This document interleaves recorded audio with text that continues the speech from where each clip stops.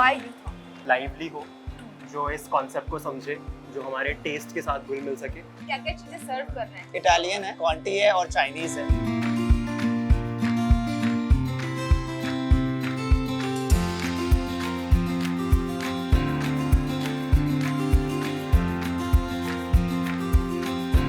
जैसे कि राहुल आप जॉब भी कर रहे हैं और बिजनेस भी कर रहे हैं, तो आपको क्या लगता है किसमें ज्यादा मजा आ रहा है? You'll have to be the best of both the world. नहीं जल्दी क्लाउड किचन और बंद भी होते हैं, जल्दी होते जल्दी बंद भी होते हैं जी। तो उसके पीछे का रीजन क्या होता होगा? उसका रीजन यही है कि लोग इंडस्ट्री को पढ़ते नहीं है पहले। अगर जैसे ही टेस्ट थोड़ा बहुत मिस हुआ कस्टमर का, उसे कैसे मैनेज करते हैं? Is something called creating SOPs. एक टिप जो हमारी यूथ देख रहा है वो काफी इंटरेस्टेड है इस बिजनेस में। रुको मत यार, जितना फेल हो रहा है फेल हो, अच्छी चीज है।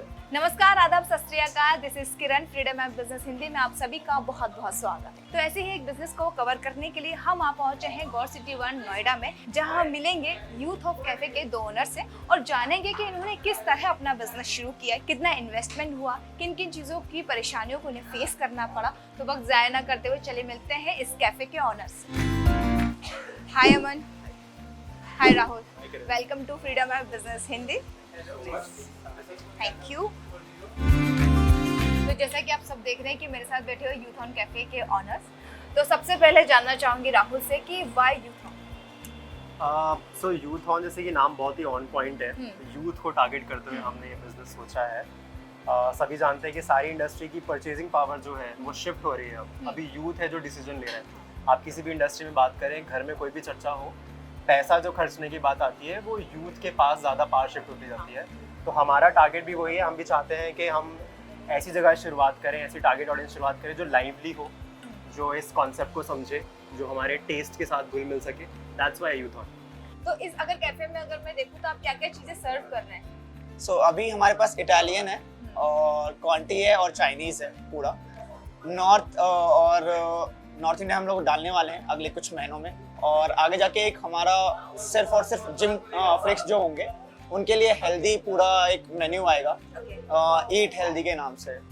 तो ऐसा किया हुआ है कि अभी आगे जाके अलग अलग डोमेन में हम लोग अलग अलग बाइफर्केट कर देंगे चीज़ों को लेकर। अभी फिलहाल तो एक ही कैफे से हम सब कुछ सर्व कर रहे हैं। जैसे कि राहुल आप जॉब भी कर रहे हैं और बिजनेस भी कर रहे हैं, तो आपको क्या लगता है किसमें ज्यादा मजा आ रहा है, जॉब में और बिजनेस में?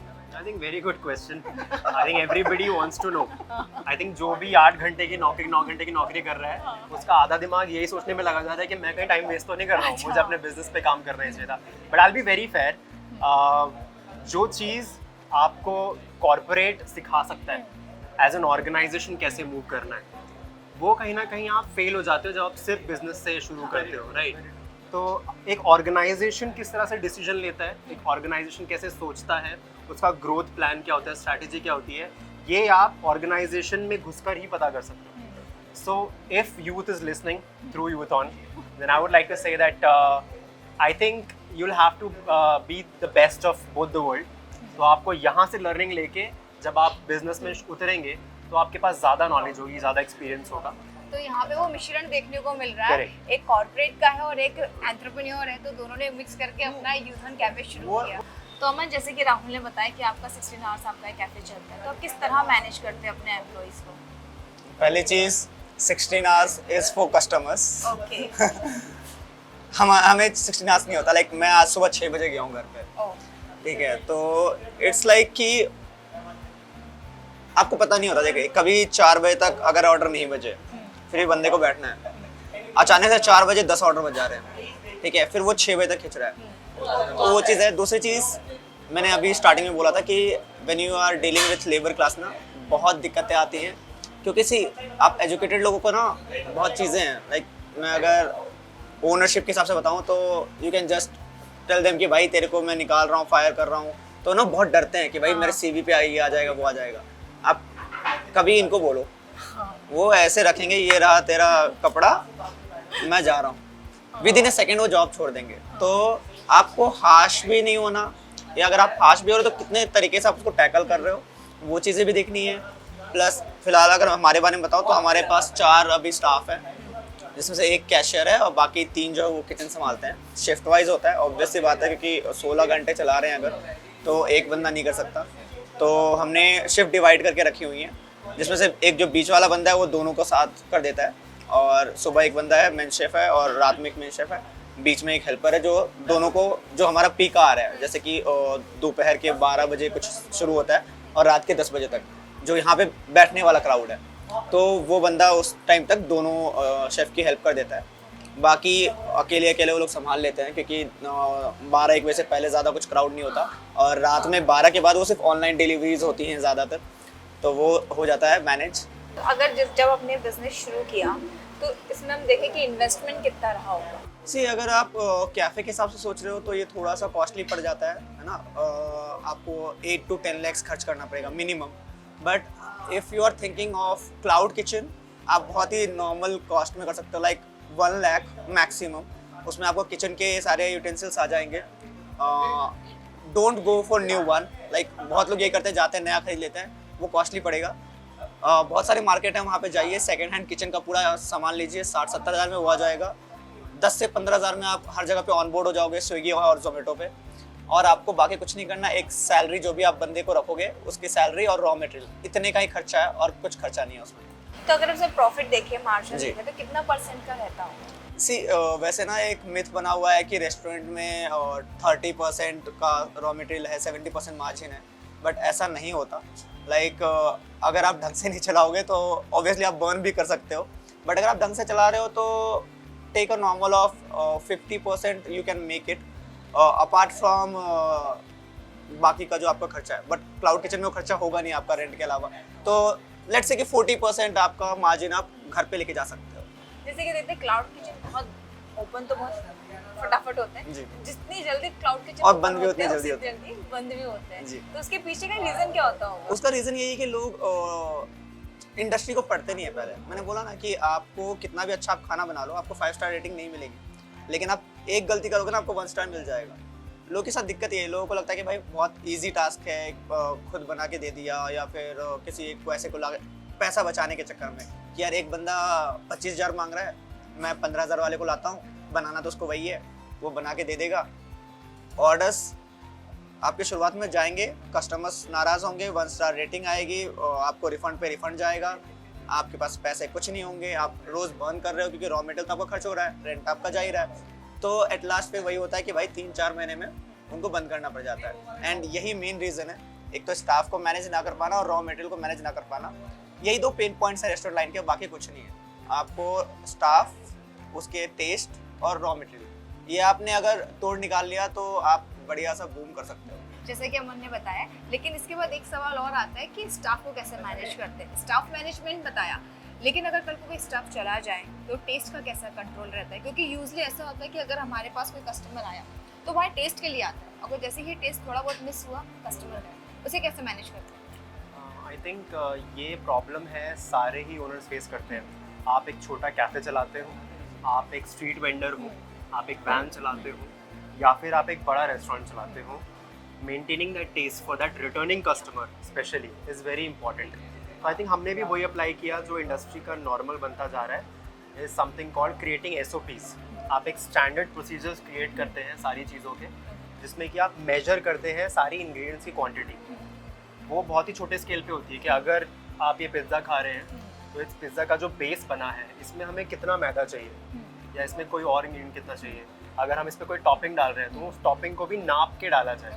अगर हम इसको अवन में प्लेस कर रहे हैं तो अवन में 10 मिनट है, 12 मिनट है या 15 मिनट है, बिकॉज तीनों टाइम फ्रेम का जो क्रिस्प है वो डिफरेंट इफेक्ट करता है। Because taste is all about knowing the right ingredient, the right quantity and the right layering, the chronological order. तो वो एक चीज़ है जो कि आप अपने स्टाफ को डे 1 से ट्रेन कीजिए, और अगर आपने नहीं किया तो आप आज भी चालू कर सकते हैं, because this will help you maintain the taste, this will help you train your staff better. कई बार क्या होता है कि उनको भी ऐसा फील होता है कि नहीं मुझे तो अंदाज़ा है, फिर आपको पता लगता है सारे अंदाजे गलत हैं। कभी वो इतना उठा ले रहा है रॉ मटेरियल, कभी वो इतना सा डाल दे रहा है, तो उसको पता ही नहीं है कि जब कस्टमर नोट में लिख के देखता है कि स्पाइसी बना के दो, he doesn't know spicy is this spicy और इज दैट स्पाइसी, राइट? तो वो हेल्प करेगा आपके स्टाफ की ट्रेनिंग में और आपको भी समझने में। तो कल को जब हमारा स्टाफ छुट्टी मार लेता है तो हम सर अपना लंगोट बांधते हैं, अंदर जाते हैं, and he creates the pitch perfect taste every time. In fact, he is letting me know as well. Oh, nice. So I think ये एक फायदा है स्टैंडर्ड प्रोसीजर क्रिएट करने का। तो हमने एक छोटा सा एक वेइंग मशीन ला रखा है, और हम लोग सारा रॉ मटेरियल ट्राई करते हैं कि कोई नई रेसिपी भी ट्राई कर रहे हैं तो उसको डे 1 से हम लोग उसको मेजर करके ट्राई करें and I think that's one way to go for it. Even one thing like जो उन्होंने बोला उसके अलावा एक बहुत अच्छी चीज़ है SOP बनाने से, लाइक आधे से ज़्यादा रेस्टोरेंट बंद पता है क्यों होते हैं, क्योंकि ना रॉ मटेरियल वेस्ट बहुत होता है ना।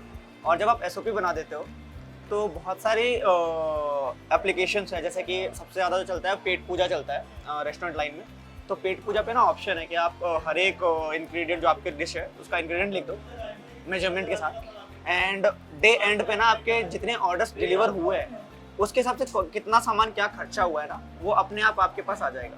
तो उससे आपके ना ये दोनों तो जो उन्होंने बताया वो होता ही है। उससे क्या होता है, आपका रॉ मटेरियल कितना खर्च हुआ, आपको अगले दिन कितना रॉ मटेरियल लगेगा, आपके वेस्टेज कितने हो रहे हैं, आपका सामान कहाँ गायब हो रहा है, वो सारी जो पेन पॉइंट्स है वो खत्म हो जाते हैं SOP बनाने से। And that is why SOP is very must अगर आप कैफे शुरू करना चाह रहे हो। जैसा कि अमन ने बताया कि क्लाउड किचन और कैफे में आप कैसे मूव हो सकते हैं, एक टिप जो हमारी यूथ देख रहे हो काफ़ी इंटरेस्टेड है इस बिजनेस में, तो आप क्या टिप ऐसा देना चाहेंगे जो अपने अपने बिजनेस को इम्प्रूव कर सकते हैं? यार मुझे लगता है ना ऐसा कोई भी बंदा दूसरे बंदे को टिप नहीं दे सकता। लाइक बोलने के लिए मैं बहुत सारे चीज़ें बता सकता हूँ, बट ना जस्ट वो listen to your heart and start it. मतलब मुझे लगता है कि जितना इंसान खुद फेल होकर सीखता है ना वो भगवान भी नहीं सिखा सकता। I have failed multiple times, I have closed multiple startups, and फिर भी मैं 10 सालों से लगा हूँ क्योंकि मुझे लग रहा नहीं यार मैं अभी नहीं रुकूंगा, है ना। एंड रुको मत, लाइक फेल हो, जितना फेल हो ना फेल हो, 5 या 10 कंपनियां बंद करो, कीप मूविंग, डोंट स्टॉप, रुको मत यार, जितना फेल हो रहा फेल हो, अच्छी चीज़ है। फेलियर इज बेस्ट लर्निंग, जो आपको कोई गुरु नहीं सिखा सकता, कोई बड़े से बड़ा बिजनेसमैन नहीं सिखा सकता जब तक आप खुद फेल नहीं हुए हो। तो अगर कैफे और जैसे कि आपके ही तरह अगर किसी को बिजनेस ओपन करना है, कैफे प्लस क्लाउड किचन, तो कितना इन्वेस्टमेंट रहेगा? मान के चलिए अराउंड 10 to 12 lakhs। और अगर हम इसका मार्जिन देखें कितना % हमारा डेली बेसिस से प्रॉफिट आता होगा? डेली बेसिस पे अगर मैं देखूँ तो बहुत ज़्यादा है, लाइक 70% Okay. है मार्जिन। बट जब आप मंथ एंड पे रेंट, सैलरी और बाकी चीज़ें निकाल देते हो, फिक्स कॉस्ट जो होती हैं, तो आप फिर वही घूम फिर के 35-40% आप घर लेके जाते हो। राहुल, आपसे जानना चाहूँगा कुछ पॉइंट्स में कि क्या क्या चीज़ों को ध्यान में रखना चाहिए अपना कैफे और क्लाउड किचन ओपन करने से पहले? ठीक है, मैं पहले कैफ़े का बताता हूँ आपको। सबसे मेन है आपका लोकेशन, बिकॉज आप क्या दे रहे हो, आप एम्बियंस दे रहे हो। खाना तो क्लाउड किचन भी दे रहा है, Okay. आप एम्बियंस दे रहे हो, आप उसका चार्ज कर सकते हो। तो जितनी प्रीमियम आपकी लोकेशन होगी, जितना आपकी जेब में दम है, आप उतना प्रीमियम जगह पे जाके बैठो, आप उतना प्रीमियम चार्ज कर पाओगे, आप एम्बियंस का खर्चा निकाल पाओगे, राइट। सबसे पहले आपका लोकेशन हो गया। सेकंड आपका हो गया target audience. You have to be very specific कि कौन सा टेस्ट किसको दे रहे हो आप। जैसे कि हम लोग स्नैक्स में, हम लोग इटालियन में, हमारा पिज्ज़ा जो है हाथ से बनाते हैं हम लोग, क्योंकि हमें पता है कि वो हमारा USP है। इसी तरह से आपके टेस्ट में आपका USP झलकना चाहिए कि आप किस बारे में हो। जैसे कि just to name, Burger Singh burger के अलावा बहुत कुछ खिला रहा है, बट वो बर्गर किंग की टक्कर में बर्गर सिंह बना है जस्ट बर्गर के नाम से, क्योंकि वो उसका USP है। ऐसे आपको भी अपना USP फाइंड करना चाहिए, that is second. Third thing जो कैफ़े होने के लिए बहुत ही इंपॉर्टेंट है वो हो गया आपका स्टाफ मैनेजमेंट। जैसे कि अमिन भाई ने बताया कि आप क्लाउड किचन में एक बंदे से काम करा सकते हो, आप खुद भी एक शेफ बन सकते हो अगर आप मेहनत करो तो। लेकिन जब आप कैफ़े में जाते हो you have to depend on multiple people. तो अगर आपको पीपल मैनेजमेंट ही नहीं आता, अगर आप डिसीजंस नहीं ले पाते हो मोमेंटरीली, अगर आप एक प्रॉब्लम सॉल्विंग एटीट्यूड नहीं रखते हो और आपको पता ही नहीं है कि कैसी दिक्कतें टैकल करनी है, you will fail as a cafe. So these are 3 things. और बाकी अब बात करते हैं कॉमन चीज़ क्या है। कॉमन हो गया आपका टेस्ट, तो है ही कॉमन, आपको वहाँ भी टेस्ट मेंटेन करना है क्लाउड किचन में। दूसरा कॉमन चीज़ हो गया आपका सबसे बड़ा रॉ मटेरियल का मैनेजमेंट। आपके घर के फ्रिज में रखा हो, आपके कैफ़े के किचन के फ्रिज में रखा हो, रॉ मटेरियल की लाइफ उतनी होगी, है ना, कि मैंने अगर दूध 2 दिन पहले लिया है तो मैं आज उसको रात यूज़ नहीं कर पाऊंगा। तो वो मैनेजमेंट आपको कैफ़े में भी देखना है, आपको क्लाउड किचन में भी देखना है। आप दुनिया भर का जहान का पैसा बचा सकते हो, लेकिन ये पैसा आपका सेम हर जगह लगेगा, उसे आप यूटिलाइज कर लो या उसको वेस्ट कर लो। अब क्लाउड किचन में यूनिक चीज़ें क्या है। क्लाउड किचन में आपका मार्जिन तो ज़्यादा है क्योंकि आपका इन्वेस्टमेंट कम है, लेकिन सबसे बड़ी टिप होती है आपकी नाम बनाने में बहुत टाइम लग जाता है। आपको लग रहा है कि ठीक है 1 लाख रुपए लगाया, 70% रिटर्न है, मैं इतने टाइम तक निकाल लूँगा। लेकिन जब आप स्केल करने पे आते हो तो आप स्केल कैसे करोगे उसको। मैंने 4x4 के रूम में अपना एक इन्वायरमेंट तो क्रिएट कर लिया, वो मेरे को हर महीने 50,000 रुपये जनरेट करके दे रहा है, बट स्केलेबिलिटी कैसे है? अब मैं बढ़ाऊंगा तो क्या करूंगा, या तो मैं स्पेस ऐड करूंगा, या मैं मैन पावर ऐड करूंगा, या मैं ब्रांड ऐड करूंगा। ये तीनों ही मेरी कॉस्ट है। अल्टीमेटली मैं कैफे की तरफ जा रहा हूँ। तो स्केलेबिलिटी के लिए हम ऐसा है। और अगर आपको दोनों ही चीज़ से बचना है तो आप यूथ ऑन और ETT में आके बैठ के खाइए, हम दोनों चीज़ बहुत से संभाल रहे हैं। तो या तो जैसा कि हमने अपने यूजर्स को कैफे, क्लाउड किचन और क्लाउड किचन कैफे दोनों के बारे में अपनी तरफ से पूरी कोशिश करिए कि इन्फॉर्मेशन देने की। अगर वीडियो पसंद आया हो तो चैनल को सब्सक्राइब करिए, और आपको इससे रिलेटेड कोई और इन्फॉर्मेशन चाहिए तो हमें कमेंट बॉक्स में पूछ सकते हैं।